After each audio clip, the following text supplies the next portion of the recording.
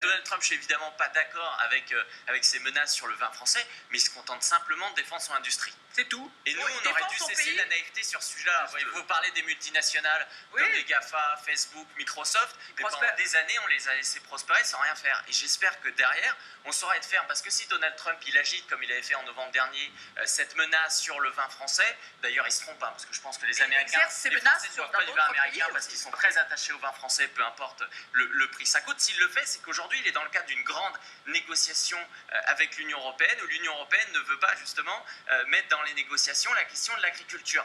Et donc c'est un bras de fer, ça sera à nous derrière d'être suffisamment unis, suffisamment forts pour le gagner ce bras de fer. Trump, pour relancer son économie, s'est pas gêné. La baisse massive des impôts sur les entreprises et sur les plus riches. Mais il était concret, mais vous savez, c'est aussi la caractéristique aujourd'hui des pouvoirs forts au niveau occidental, parce qu'on le voit, on parlait des résultats économiques de Donald Trump, on peut parler des résultats économiques de Sébastien Kurz, des résultats économiques de Viktor Orban, des gens qui sont capables aussi de dire à l'Union européenne, eh bien si vous n'appliquez pas des mesures, nous on le fait.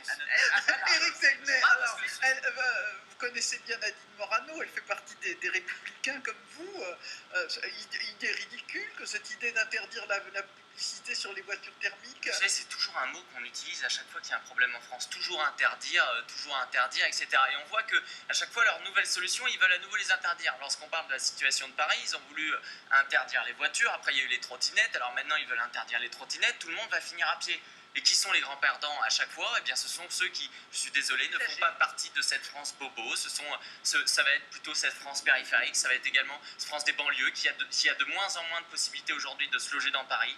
Donc, qui doit prendre la voiture, qui doit se lever beaucoup plus tôt. Ce sont souvent d'ailleurs pour des travaux qui sont plus compliqués qu'on fait appel aux gens de banlieue. Et derrière, eh bien, on est en train de créer des fractures. Et c'est toute la problématique aujourd'hui. Lorsqu'on essaie de regarder le vote des élections européennes, on le voit bien. Le problème, c'est qu'on tombe de plus en plus dans un vote de classe parce qu'on oppose les Français, on divise les Français. La crise des Gilets jaunes, elle est venue de ça. Elle est venue de l'augmentation des taxes sur l'essence. Toujours cette culpabilisation d'utiliser une voiture qui pourtant pendant des années nous a été vendue Alors, il ne par le s'agit pas gouvernement. là